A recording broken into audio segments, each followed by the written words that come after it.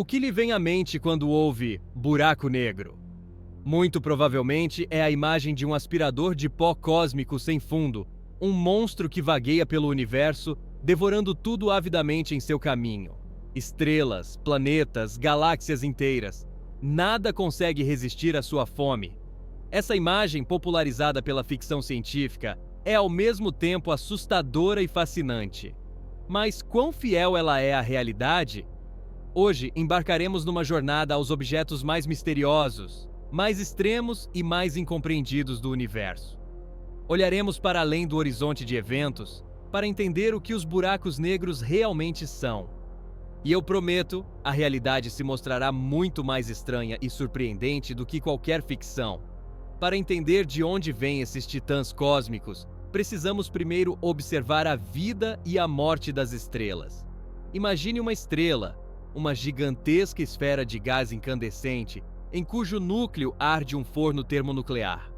A cada segundo, reações de fusão ocorrem lá, transformando hidrogênio em hélio. Esse processo libera uma quantidade colossal de energia. Essa energia que irradia de dentro para fora cria uma pressão que se opõe à força monstruosa da gravidade, que tenta comprimir a estrela num único ponto.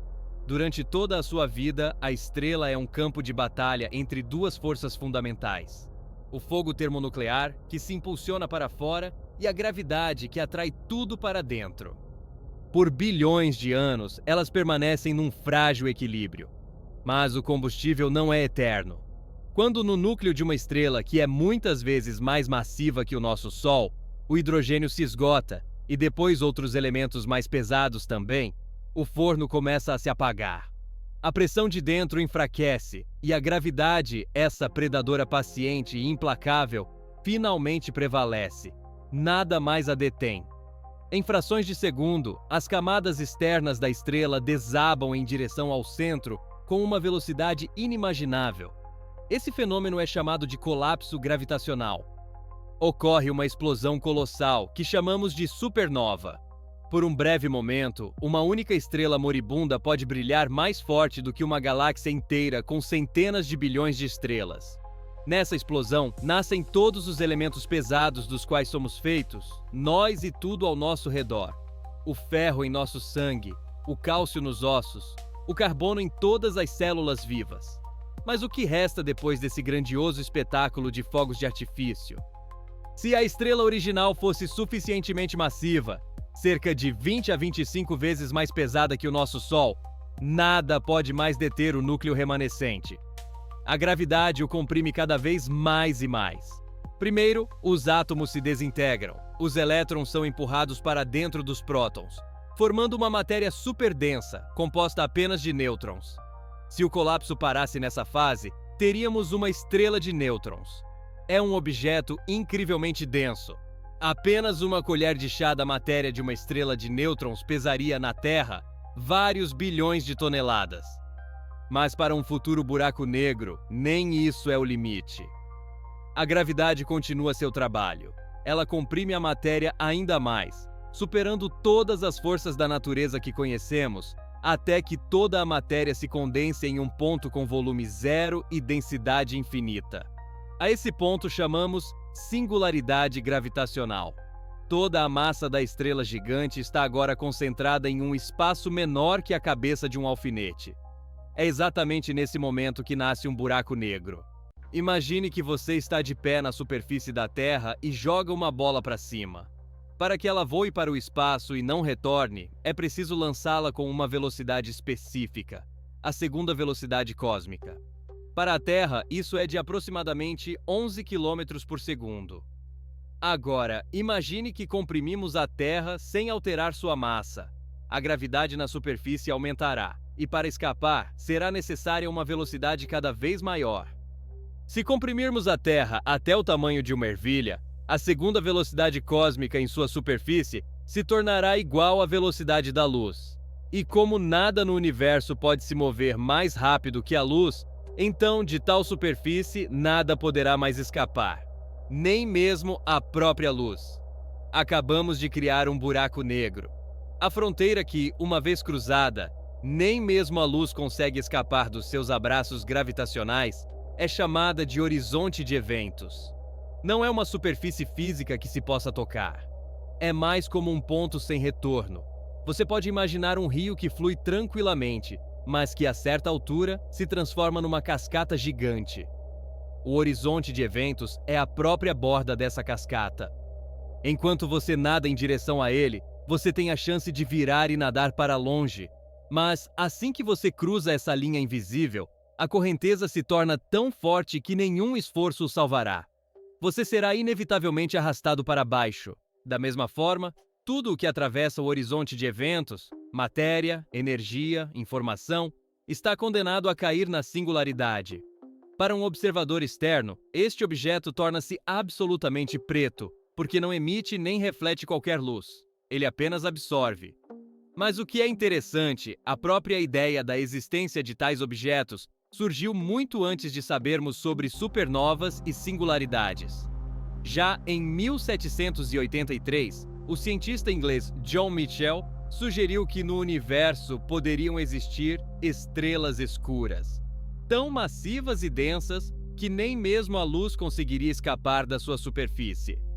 Os seus raciocínios baseavam-se na teoria newtoniana da gravitação. Pouco depois, na França, o grande matemático Pierre-Simon Laplace chegou a conclusões semelhantes. Mas no século XIX, quando os cientistas decidiram que a luz era uma onda e não partículas, essas ideias foram esquecidas por quase um século e meio. Elas pareciam apenas uma curiosidade matemática divertida. Tudo mudou em 1915. Albert Einstein publica a sua teoria da relatividade geral, que virou do avesso a nossa compreensão da gravidade. Einstein demonstrou que a gravidade não é uma força que atrai objetos uns aos outros. É uma curvatura do próprio espaço-tempo causada por corpos massivos. Imagine uma folha de borracha esticada. Esse é o nosso espaço-tempo. Se colocarmos uma bola de ping-pong leve sobre ela, ela quase não afundará a folha. Mas se colocarmos uma bola de boliche pesada, ela criará uma depressão profunda. Qualquer outra bolinha mais leve que passar por perto rolará para dentro dessa depressão. Ela não é atraída por uma força, ela simplesmente se move ao longo da superfície curvada. Da mesma forma, os planetas giram em torno do Sol não porque o Sol os puxe, mas porque eles se movem em linha reta no espaço, curvado pelo Sol. Literalmente, alguns meses após a publicação da teoria de Einstein, o físico alemão Karl Schwarzschild, enquanto estava na frente da Primeira Guerra Mundial, encontrou a primeira solução exata para as equações de Einstein. Essa solução descrevia o campo gravitacional em torno de um objeto esférico massivo. E nessa solução se escondia uma estranheza matemática. Em um certo raio, que mais tarde foi chamado de raio de Schwarzschild, as equações se quebravam e tendiam ao infinito. Esse era o próprio horizonte de eventos. Einstein não gostou dessa ideia. Ele acreditava que nada tão absurdo poderia existir na natureza. Mas a matemática era implacável. E somente nos anos 60 do século XX, graças aos trabalhos de Stephen Hawking e Roger Penrose, os cientistas finalmente reconheceram que os buracos negros não são apenas uma peculiaridade matemática, mas uma consequência inevitável das leis do nosso universo. A propósito, o próprio termo buraco negro foi cunhado e introduzido no uso comum pelo físico americano John Archibald Wheeler em 1967. Antes disso, eram chamados de estrelas colapsadas ou estrelas congeladas. Certo, já entendemos como eles nascem e o que eles representam teoricamente. Mas aqui surge uma pergunta lógica. Se eles são absolutamente negros e não emitem nada, como podemos afinal detectá-los? Não podemos ver um buraco negro diretamente, mas podemos ver sua influência no espaço circundante. É como o vento. Não vemos o ar em si, mas vemos como ele balança as folhas nas árvores. Uma das maneiras mais confiáveis é observar as estrelas. Os astrônomos podem notar uma estrela que orbita ao redor de um espaço vazio. Medindo a velocidade e a trajetória desta estrela, é possível calcular a massa do objeto invisível que a faz mover-se assim. Se essa massa se revela enorme e o próprio objeto não emite luz, então o principal suspeito é um buraco negro. Foi exatamente assim que o buraco negro supermassivo no centro da nossa galáxia, a Via Láctea, foi descoberto.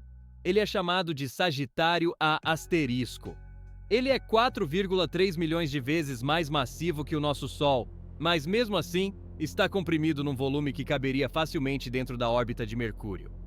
Vemos as estrelas a girar em torno dele com velocidades frenéticas, completando uma órbita em apenas alguns anos. Outra forma é ver o grito de morte da matéria. Se uma estrela ou nuvem de gás se encontra perto de um buraco negro, este começa a puxar a matéria para si. Essa matéria não cai diretamente nele. Em vez disso, ela se enrola num disco gigantesco, conhecido como disco de acreção. Neste disco, a matéria move-se a uma velocidade colossal. As partículas esfregam-se umas nas outras, aquecendo-se a milhões de graus. Com tal aquecimento, o disco começa a brilhar intensamente, especialmente na faixa de raios-x. Essencialmente, não vemos o buraco negro em si, mas sim a matéria incandescente que está prestes a ser engolida por ele. Este é um dos espetáculos mais brilhantes do universo. Quasares, os núcleos ativos de galáxias distantes, brilham com tal intensidade precisamente devido aos discos de acreção em torno de buracos negros supermassivos. Um único quasar pode ser milhares de vezes mais brilhante que toda a nossa galáxia. Mais um efeito surpreendente previsto por Einstein é a lente gravitacional. Como um buraco negro distorce o espaço-tempo de forma extrema, a luz de estrelas e galáxias distantes que passa por ele também se curva. O buraco negro funciona como uma lente cósmica gigantesca. Ele pode distorcer, ampliar e até criar múltiplas imagens de objetos que estão atrás dele. Ao observar essas distorções, podemos não só confirmar a existência de um buraco negro, mas também medir a sua massa. E, finalmente, o método mais moderno e revolucionário: as ondas gravitacionais. Lembram-se da nossa analogia com o lençol de borracha? Se duas bolas pesadas colidem sobre ele, ondas, ondulações, se propagam pelo lençol. Da mesma forma, quando dois objetos massivos, por exemplo, dois buracos negros ou estrelas de nêutrons, giram um em torno do outro e se fundem, eles causam oscilações no próprio tecido do espaço-tempo. Essas oscilações, as ondas gravitacionais, se propagam pelo universo à velocidade da luz. Em 2015, o Observatório LIGO conseguiu, pela primeira vez na história, detetar essas ondas resultantes da fusão de dois buracos negros que estavam a uma distância de mais de 1 bilhão de anos-luz de nós. Essa descoberta não só confirmou mais uma vez a veracidade das teorias de Einstein, mas também nos deu uma maneira completamente nova de ouvir o universo. Aprendemos a ouvir cataclismos cósmicos que antes eram invisíveis e inaudíveis para nós. Portanto, sabemos que os buracos negros existem e sabemos como encontrá-los. Mas o que aconteceria se você decidisse viajar para um deles? Vamos imaginar que você está numa nave espacial e se aproxima de um buraco negro de massa estelar. A primeira coisa que você notaria seriam as forças de maré extremas. O campo gravitacional de um buraco negro é tão heterogêneo que a força exercida sobre os seus pés seria trilhões de vezes mais forte do que a força exercida sobre a sua cabeça. Você começaria a ser esticado como um espaguete. Esse processo assustador é de fato chamado de espaguetificação. O seu corpo seria esticado numa fina corrente de átomos muito antes de você alcançar o horizonte de eventos. Mas vamos imaginar que você estivesse a voar para um buraco negro supermassivo, como o que está no centro da nossa galáxia. O seu campo gravitacional é muito mais homogêneo, e as forças de maré no horizonte de eventos não seriam tão intensas. Você conseguiria atravessá-lo inteiro e ileso. O que você veria nesse momento? Para você, nada de especial aconteceria. Você simplesmente cruzaria uma linha invisível. Mas o seu amigo, que ficou a uma distância segura e o observa através de um telescópio, verá uma imagem completamente diferente. Devido à extrema dilatação do tempo próximo ao buraco negro, parecer-lhe-á que está a abrandar, à medida que se aproxima do horizonte. A sua imagem tornar-se-á cada vez mais vermelha. Isto é o que se chama desvio para o vermelho gravitacional, e você parecerá ficar congelado para sempre na própria fronteira, sem nunca a atravessar. Você, por sua vez, olhando para trás, verá toda a história futura do universo a passar diante dos seus olhos em ritmo acelerado. Então, o que o espera lá dentro, depois de atravessar o horizonte de eventos? Aqui, as leis da física como as conhecemos deixam de funcionar. Para onde quer que se mova, em qualquer direção que tente voar, todos os caminhos o levarão apenas numa direção, para o centro, para a singularidade. Já não é um ponto no espaço, é um momento no futuro que é impossível evitar. O que é a singularidade na realidade, nós não sabemos. A teoria da relatividade geral diz-nos que é um ponto com densidade infinita e volume zero, onde a curvatura do espaço-tempo se torna infinita. Mas a maioria dos físicos está convencida de que isso significa apenas que a própria teoria deixa de funcionar nestas condições. Para descrever o que acontece no coração de um buraco negro, precisamos de uma nova teoria que consiga unificar a relatividade geral e a mecânica quântica, a teoria da gravidade quântica. Por enquanto, ainda não a temos. Durante muito tempo, acreditou-se que os buracos negros eram prisões eternas, que tudo o que neles caía permanecia lá para sempre. A informação que caía para lá do horizonte de eventos desaparecia sem deixar rastro, o que contradiz um dos princípios fundamentais da mecânica quântica. Este paradoxo atormentava os cientistas. Mas em 1974, Stephen Hawking fez uma descoberta surpreendente que revolucionou a nossa compreensão sobre os buracos negros. Hawking aplicou as leis da mecânica quântica à região ao redor do horizonte de eventos e descobriu que os buracos negros, na verdade, não são completamente negros. Eles devem emitir radiação lentamente. Esse processo recebeu o nome de radiação de Hawking. Como isso funciona, se nada pode escapar do horizonte de eventos? A questão é a incerteza quântica. No vácuo, pares de partículas e antipartículas virtuais estão constantemente nascendo e, imediatamente, aniquilando-se, ou seja, destruindo-se mutuamente. Mas se um par como esse nasce bem na fronteira do horizonte de eventos, pode acontecer que uma partícula caia no buraco negro e a outra consiga escapar. Para um observador externo, isso parecerá como se o buraco negro tivesse emitido uma partícula. Para que a lei de conservação de energia seja cumprida, a energia da partícula que escapou é retirada da massa do próprio buraco negro. Ou seja, ao emitir a radiação de Hawking, o buraco negro perde massa lentamente. Ele evapora. Este processo é incrivelmente lento. Para um buraco negro com a massa do Sol, o tempo total de evaporação seria de um número com 67 zeros de anos. Isso é muito mais do que a idade atual do universo. Mas para buracos negros minúsculos, microscópicos, que talvez tenham nascido no momento do Big Bang, esse processo poderia ser muito mais rápido. A evaporação deles terminaria com um poderoso flash de raios gama. Astrônomos procuram por esses flashes, mas até agora sem sucesso. No entanto, a descoberta de Hawking tem uma importância fundamental. Ela mostrou que os buracos negros não são apenas poços gravitacionais mortos. São objetos termodinâmicos complexos que possuem temperatura e que obedecem às leis quânticas. E o mais importante, eles não são eternos. Então, o que são os buracos negros no final das contas? Não são apenas monstros cósmicos. São laboratórios de física extrema, criados pela própria natureza. Ao estudá-los, nos aproximamos dos limites da nossa compreensão do espaço, tempo, matéria e gravidade. Eles nos forçam a fazer as perguntas mais profundas. O que acontece com a informação que cai neles? Será que ela realmente desaparece ou de alguma forma se preserva no horizonte de eventos? Serão as singularidades em seus centros passagens para outros universos ou outras dimensões, como sugerem algumas hipóteses de buracos de minhoca? Buracos negros não são apenas o estágio final da vida de estrelas massivas. Buracos negros supermassivos, que habitam os centros das galáxias, desempenham um papel fundamental em sua evolução. Com sua gravidade, eles governam o movimento das estrelas, e poderosos jatos, fluxos de partículas que irrompem de seus polos, regulam as taxas de formação estelar na galáxia, ora inflando o gás e impedindo o nascimento de novas estrelas, ora, ao contrário, comprimindo-o e provocando novos surtos. Parece que nenhuma grande galáxia pode existir sem um coração tão massivo.